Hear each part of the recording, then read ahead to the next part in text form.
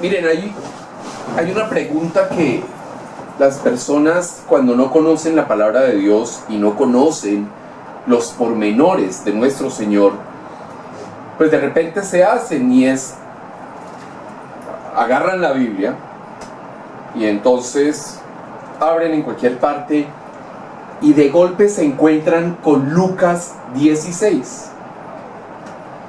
Y la conclusión a la que llegan los que no saben, no han escudriñado la palabra de Dios, la conclusión a la que llegan es que nuestro Señor Jesucristo elogia la deshonestidad. Esa parábola de Lucas 16 es una parábola difícil de entender, porque pareciera que efectivamente el Señor elogiara a un estafador. Entonces uno dice, bueno, si uno es neófito en la palabra de Dios, uno dice, bueno, y entonces ¿nuestro Señor se contradijo? ¿Será que nuestro Señor tiró a la borda todas sus enseñanzas? Grave. Vamos a leer por favor la parábola completa. Lucas 16, versículos del 1 al 15. Dijo también a sus discípulos: había un hombre rico que tenía un mayordomo, y este fue acusado ante él como disipador de sus bienes. Entonces le llamó y le dijo: ¿qué es esto que oigo acerca de ti? Da cuenta de tu mayordomía, porque ya no podrás más ser mayordomo. Entonces el mayordomo dijo para sí: ¿qué haré? Porque mi amo me quita la mayordomía. Cavar no puedo, mendigar me da vergüenza. Ya sé lo que haré, para que cuando se me quite de la mayordomía, me reciban en sus casas. Y llamando a cada uno de los deudores de su amo, dijo al primero: ¿cuánto debes a mi amo? Él dijo: 100 barriles de aceite. Y le dijo: toma tu cuenta, siéntate pronto y escribe 50. Después dijo a otro: ¿y tú cuánto debes? Y él dijo: 100 medidas de trigo. Él le dijo: toma tu cuenta y escribe 80. Y alabó el amo al mayordomo malo por haber hecho sagazmente, porque los hijos de este siglo son más sagaces en el trato con sus semejantes que los hijos de luz. Y yo os digo: ganad amigos por medio de las riquezas injustas, para que cuanto éstas falten, os reciban en las moradas eternas. El que es fiel en lo muy poco, también en lo más es fiel. Y el que en lo muy poco es injusto, también en lo más es injusto. Pues si en las riquezas injustas no fuisteis fieles, ¿quién os confiará lo verdadero? Y si en lo ajeno no fuisteis fieles, ¿quién os dará lo que es vuestro? Ningún siervo puede servir a dos señores, porque o aborrecerá al uno y amará al otro, o estimará al uno y menospreciará al otro. No podéis servir a Dios y a las riquezas. Y oían también todas estas cosas los fariseos, que eran avaros, y se burlaban de él. Entonces les dijo: vosotros sois los que os justificáis a vosotros mismos delante de los hombres, mas Dios conoce vuestros corazones, porque lo que los hombres tienen por sublime delante de Dios es abominación. Fíjense que el mapa, la sensación que queda en un primer momento es: uy, el Señor está elogiando las riquezas mal habidas y está elogiando al estafador. ¿Ah? ¿Cómo es eso? Vamos a desmenuzar esta parábola punto por punto. Miren, el mayordomo era un timador empedernido. El tipo era un sinvergüenza. Y Jesús pone como ejemplo al que seguía los principios de este mundo. ¿Sí? ¿Y por qué lo pone de ejemplo? Porque en el Evangelio de Lucas, las parábolas tienen una función de contraste. Contrastar el tipo que hace las maldades y las personas que hacen las cosas bien. Por eso nuestro Señor es claro cuando dice los hijos de este siglo, es decir, los que son mundanos. Entonces, es un ejercicio de contraste esta parábola. Miren, el mayordomo sigue un sistema opuesto a nuestro Dios. Esto se contradice completamente con lo que Dios ha expresado, expresa y expresará en su palabra. Vamos a leer por favor Juan capítulo 15 versículo 19. Si fuerais del mundo, el mundo amaría lo suyo. Pero porque no sois del mundo, antes yo os elegí del mundo, por eso el mundo os aborrece. Fíjense que ahí muestra el contraste. El que es del mundo es favorecido por el mundo, es querido por el mundo, es abrazado por el mundo. El que no es del mundo, o sea, los que somos de nuestro Señor, pues somos aborrecidos, somos despreciados, somos injuriados, somos señalados, somos objeto de burlas. El mundo ama a los suyos. El mundo ama a los pícaros, ama a los sinvergüenzas, ¿sí? El mundo pone como ídolos a los adúlteros, a los fornicarios, a los antinaturales, a los homicidas. Fíjense lo que pasa, por ejemplo, en algunos países desarrollados donde los prisioneros, donde los condenados por delitos atroces, resulta que se vuelven héroes. Y las mujeres les mandan cartas y hasta se casan con ellos en las prisiones porque los idolatran. El mundo ama a los suyos. En cambio, detesta a los que pertenecemos a Dios. Ese es el sistema que nuestro Señor está planteando en la parábola de Lucas 16. Un hijo de Dios no pertenece a ese sistema. Y es el mensaje central. Miren cómo es el sistema del mundo, donde se elogia y se aplaude lo malo. Y miren cómo es el sistema del reino de los cielos. Un sistema que agrada a Dios. En resumidas cuentas, cuando Jesús plantea esta parábola, lo que nos está diciendo, escoja en qué quiere, en lo bueno o en lo malo. En resumidas cuentas, no vivimos bajo los principios que rigen al mundo. Vamos a leer por favor Romanos capítulo 12 versículo 2. No os conforméis a este siglo, sino transformaos por medio de la renovación de vuestro entendimiento, para que comprobéis cuál sea la buena voluntad de Dios, agradable y perfecta. En el mundo opera la ley de la vida, ¿sí? Es la selva, el más fuerte, el más avispado, como decimos en Colombia. El mayordomo regía su conducta por esos principios, por los principios del mundo. Y hay algo interesante, y es que el primer principio del sistema del mundo es el instinto de conservación, de supervivencia. Y en ese proceso se toleran tratos comerciales sin ética. La gente ve que están haciendo un negocio chueco, un negocio nada ético, y mira para el otro lado.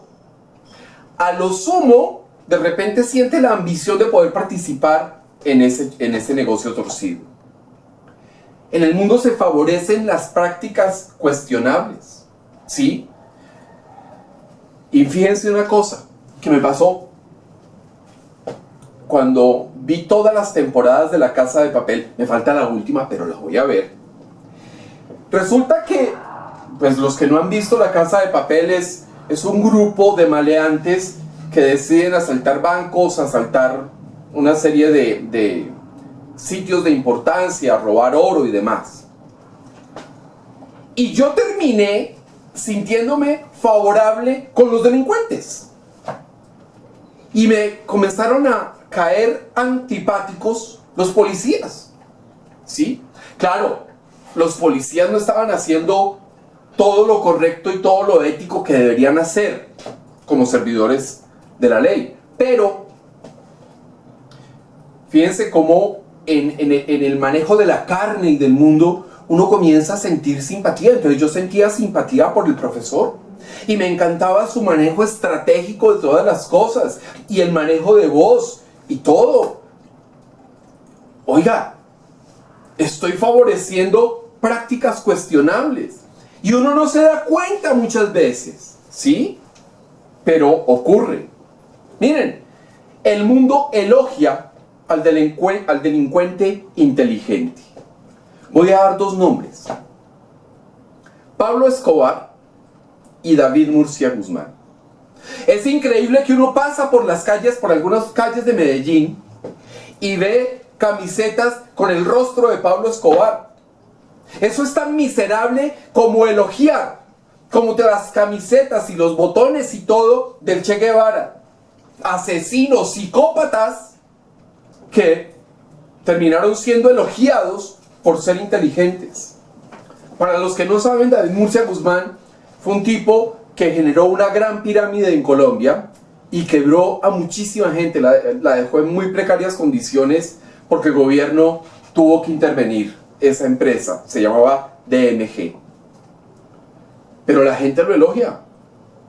Y la gente normal, que no tenía vínculos con esa empresa, incluso cuestionaba al gobierno que intervino la empresa porque, ay, es que David Murcia es muy inteligente, es que David Murcia tiene la clave para sacarnos a todos de la pobreza. Sí, cómo no, se sacó a él de la pobreza.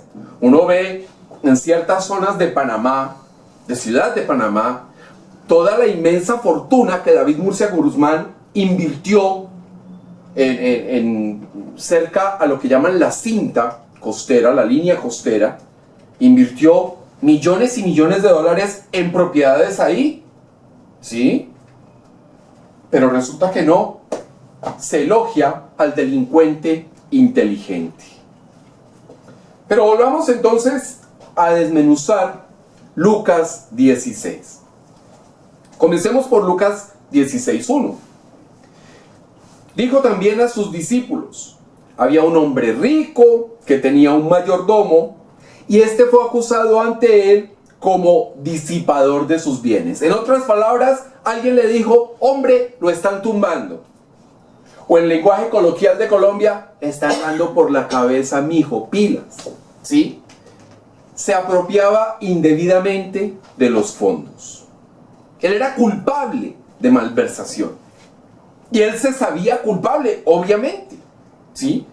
Y entonces el Señor le dice: bueno, ¿cómo así?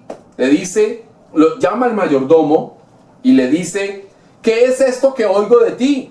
¿Ah? Dame cuenta de tu mayordomía, porque ya no podrás más ser mi mayordomo. Es decir, me rinde cuentas, me entrega el informe y se va. Eso fue lo que le dijo el Señor. Al llamarlo el mayordomo tenía que rendir cuentas. Porque, ojo, ese mayordomo era el pagador autorizado. ¿Sí? O sea, era al que le habían depositado la confianza de pagar lo que pedían, de pagar cuentas, de hacer una serie de cosas. Pero además, el mayordomo tenía la sortija, el anillo del sello de su jefe. Y recordemos que el anillo era algo muy importante porque representaba autoridad. Y entonces, ¿qué hace alguien decente? uy, no, a mí me están acusando de algo de lo que yo no soy culpable. Entonces voy a hacer un informe detallado con todas las pruebas para demostrar mi inocencia, ¿no? ¿Qué hizo el mayordomo?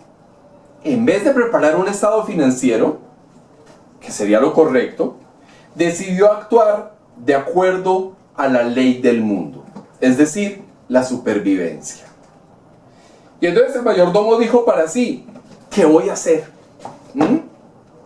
Porque, listo, o sea, soy un estafador, soy un delincuente, soy un bandido. Vale. En español, es lo único que yo sé hacer medianamente bien, robar. Entonces, si el Señor me echa, me saca patadas de mi puesto, ¿qué voy a hacer? ¿Cavar? No voy a poder. No tengo fuerzas, mis manos son muy delicadas, pulcras, ¿sí?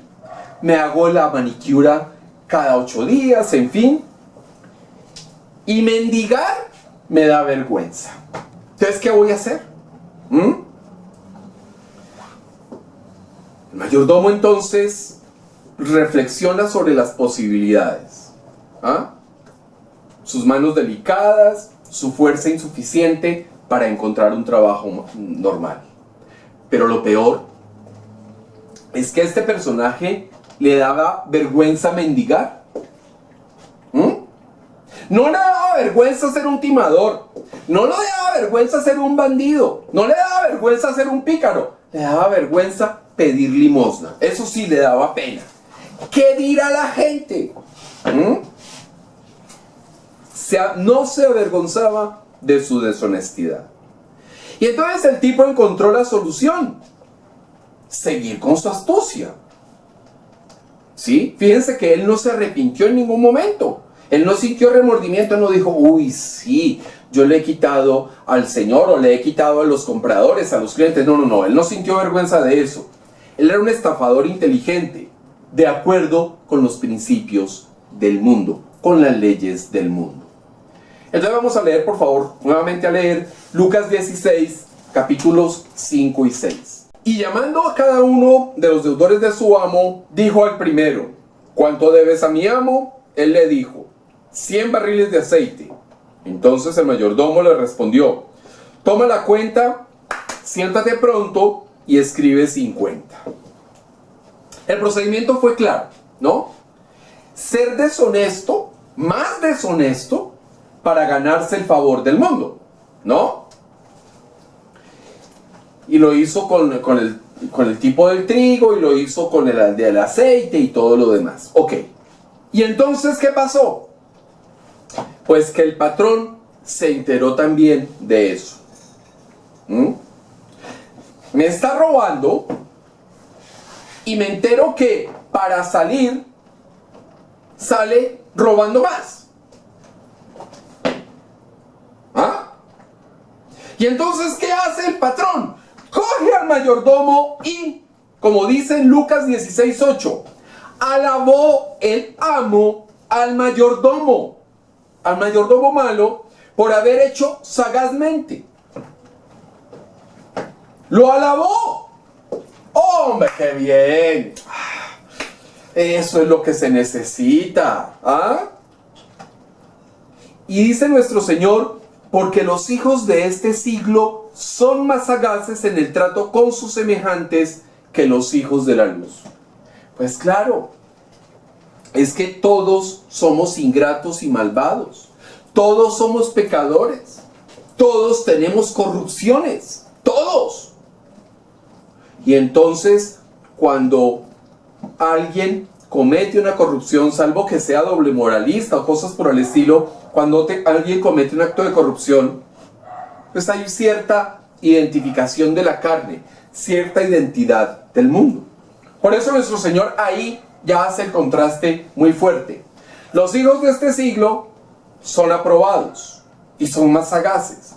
En cambio, los hijos de la luz, pues tenemos que andar diciendo, ojo, cuidado, hacemos lo que le agrada a Dios, nos esforzamos por hacer lo que le agrada a Dios, nos conectamos con Dios, conocemos la palabra de Dios.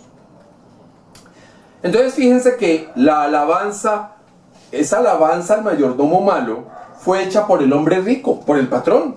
Lo elogió, ¿sí? Es decir, para el rico era válido el método que utilizó el mayordomo infiel. ¿Y por qué? Porque de seguro para amasar su fortuna, ¿qué hizo? Utilizó los mismos métodos. Seguramente él se enriqueció de la misma manera con el sistema del mundo. Y en el sistema del mundo se aplauden.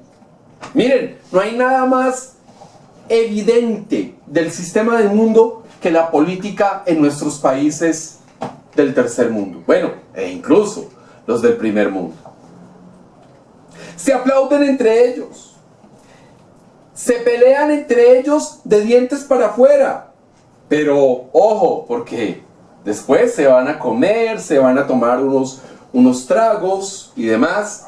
Pero hacia afuera se sacan los ojos. El sistema del mundo es clarísimo que se ejecuta en la política. Y entonces, ¿qué hizo el patrón?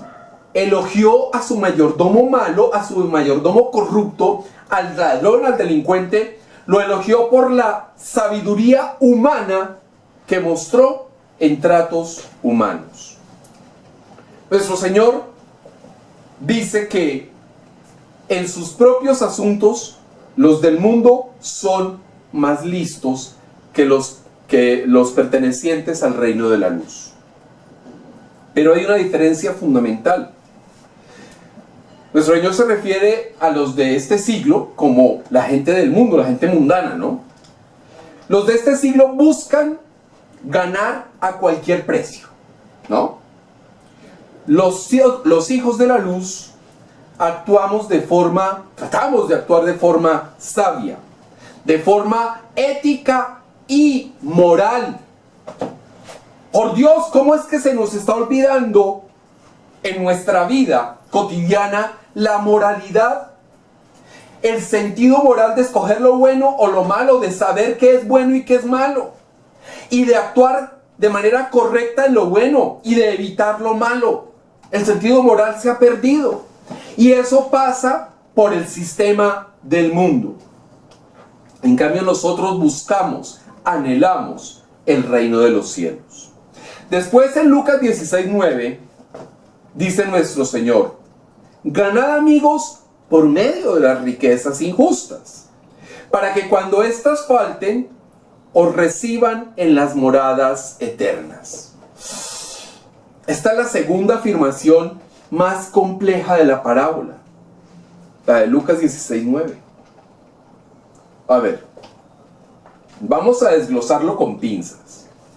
¿En dónde se ganan amigos con riquezas? ¡Duro! En el mundo. Ok. ¿En dónde somos despreciados si no tenemos riquezas? En el mundo. Ok. ¿En dónde nos reciben sin riquezas? En el reino de los cielos. Lo que está diciendo nuestro Señor es: escoja. ¿Para dónde quiere ir? ¿Sí? Nuestro Señor plantea ahí también una enseñanza sobre la relación con el dinero. Miren, las riquezas no son malas. El dinero no es malo, es un instrumento, es un medio. Pero cuidado, porque una cosa es saber, ser sabio para utilizar el dinero, y otra cosa es lo que advierte la palabra. Vamos a leer, por favor, Primera de Timoteo, capítulo 6, versículo 10. Porque raíz de todos los males es el amor al dinero, el cual, codiciando algunos, se extraviaron de la fe y fueron traspasados de muchos dolores. Hagamos énfasis en lo importante de este versículo. Bueno, todo el versículo es importante como es la palabra de Dios, pero lo más significativo, lo más impactante es, no dice raíz de todos los males es el dinero, dice el amor al dinero. Y recordemos que la palabra amor tiene un concepto específico de escoger. Traduciéndolo más o menos a un lenguaje de ahora, raíz de todos los males es escoger el dinero sobre Dios. Es poner los ojos, el corazón, la mente, todo nuestro ser en el dinero y no en Dios. El amor al dinero es un principio del mundo y es la raíz de todos los males.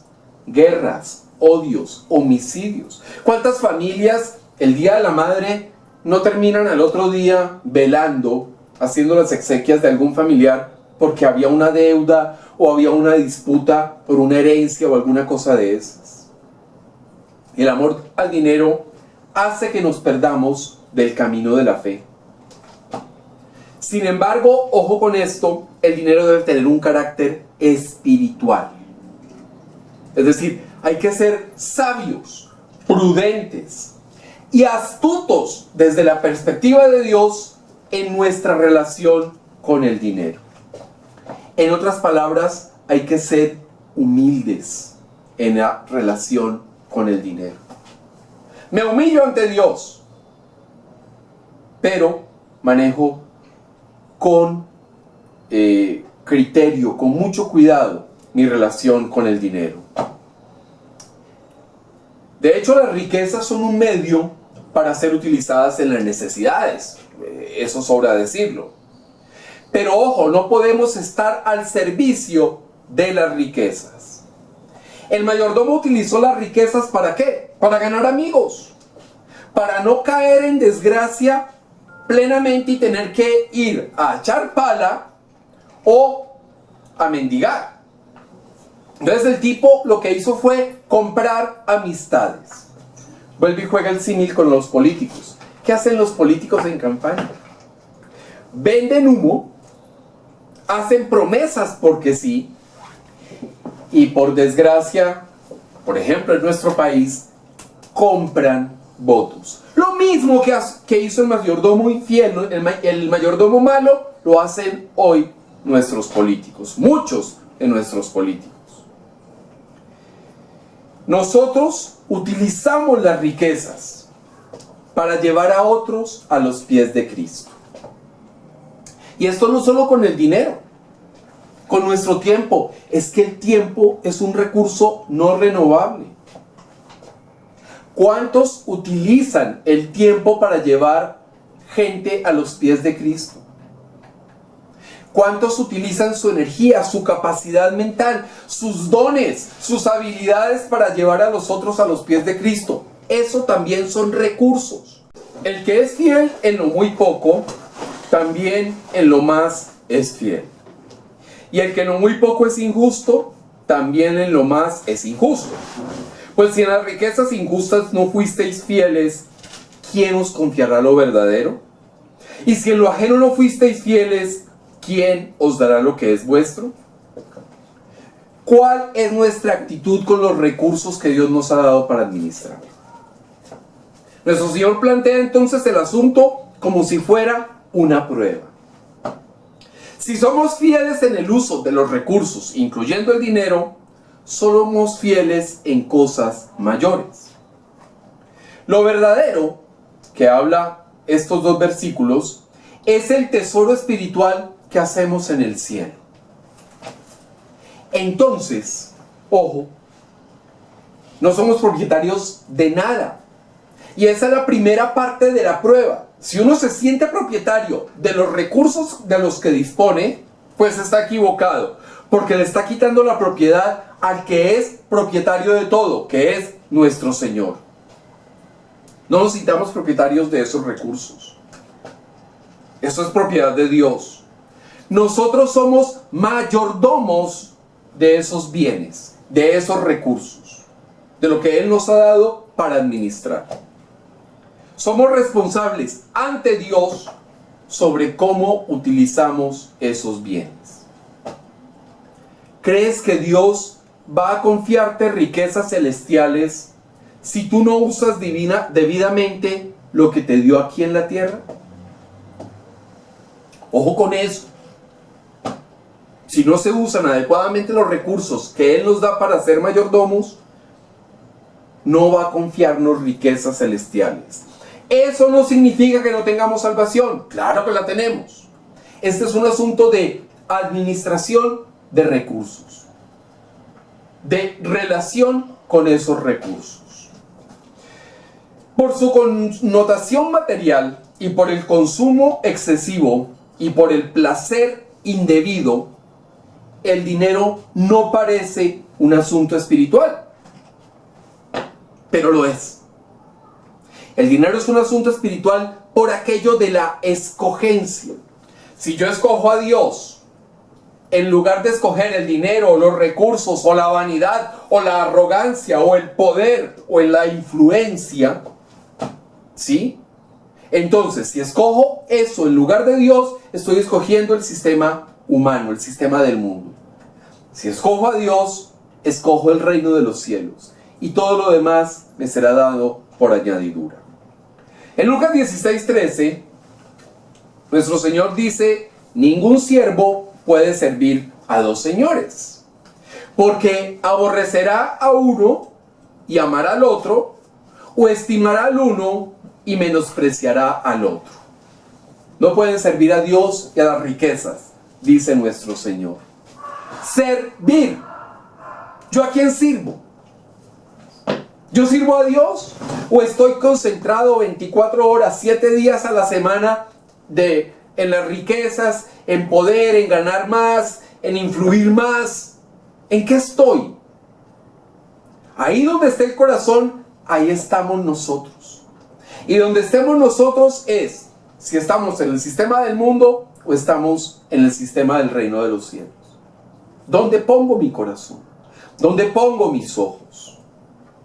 Nuestro Señor nos está desafiando con esta parábola. Ojo, además de ser una parábola de contraste, es una parábola de desafío, de reto. Como me decían hace muchos años, es un choque eléctrico. Porque hay que evaluar si el dinero se convirtió en el amo de nuestros pensamientos. Hay que evaluar esa relación con el dinero. Evaluar si es el que nos motiva. Evaluar si nos levantamos cada día solo por la ambición de ganar más, ¿sí? No de suplir necesidades, ojo, sino de acrecentar nuestras arcas, nuestro patrimonio y demás, o si nos motiva el servir a nuestro Dios y alabar a nuestro Dios a través de todo lo que hacemos. Evaluemos si el dinero es el que rige nuestras relaciones familiares o nuestras amistades, ¿sí? Si tenemos familiares o amigos que están detrás de nosotros por el dinero que les podemos dar, ¿sí? Por el dinero con el que podemos satisfacerlos, o si están con nosotros porque damos testimonio de nuestro Dios. Ahí hay que tener clara la situación, hay que estar pendientes de la situación, hay que evaluar claramente ese tema. En este versículo, fíjense que nuestro Señor presenta las riquezas como si fueran un amo. ¿Y el amo qué hace? El amo ejerce dominio sobre su criado. Y esa relación de dominio del dinero sobre nosotros es una relación incompatible con la relación que debemos tener como creyentes con nuestro Dios. Entonces la disyuntiva que plantea nuestro Señor es clara. ¿Sirve al Señor o sirve al amo del mundo? Cuando Jesús dijo todo esto, entonces los fariseos se sintieron aludidos y la culpa los sacudió. Y nosotros hemos visto muchas veces que cuando la gente se siente culpable o aludida, se burla, ¿sí? Recurren a falacias ad hominem o a falacias del hombre pájaro, del hombre de paja o cualquier otra cosa, para tratar de disimular la incomodidad, el sacudón que les pegó esa mención. Y entonces dice que los fariseos estaban oyendo a nuestro Señor, y Jesús se volteó y les dijo: ustedes son los que se justifican a ustedes mismos delante de los hombres, delante del mundo, ¿sí? Mas Dios conoce sus corazones. Esto es clave, porque lo que los hombres tienen por sublime, delante de Dios es abominación. Como en el mundo, Los fariseos reaccionaron negativamente a la enseñanza. Ni más faltaba. ¿Cómo van a reaccionar positivamente? Porque fíjense que ellos suponían que las riquezas eran premios otorgados por Dios. Y que eran premios otorgados a los que mostraban una conducta justa. Ellos olvidaron que muchos en el Antiguo Testamento no tuvieron opulencia permanente. Olvidaron, por ejemplo, a Job. Job hasta era humillado por los más bajos, por los más delincuentes, por los más pícaros, lo humillaban y se burlaban de él. El profeta Amós, el tipo tenía unos sembrados, era pastor de ovejas y tenía unos bueyes, boyero. Josué, Moisés, David, pastor, el propio José, esclavo, en cárcel, acusado, calumniado. Sí, todos no fueron opulentos. Ellos no se percataron, además, que muchos injustos vivieron en abundancia. Nabucodonosor, por ejemplo. Y así muchos de ellos. Olvidaron que a Dios no le importan las utilidades, las ganancias. ¿Cómo le van a importar si Él es dueño de todo? No puede ganar más. ¿Sí? Dios conoce el corazón humano a la perfección. Y es a través del corazón humano y de las relaciones que ese corazón humano plantee que realmente logra sentir agrado por lo que hace esa persona. Nuestro Señor Jesucristo conocía esos corazones de los fariseos y sabía de la idolatría al dinero de esos fariseos. ¿Sí? Entonces, por eso los cuestiona fuertemente.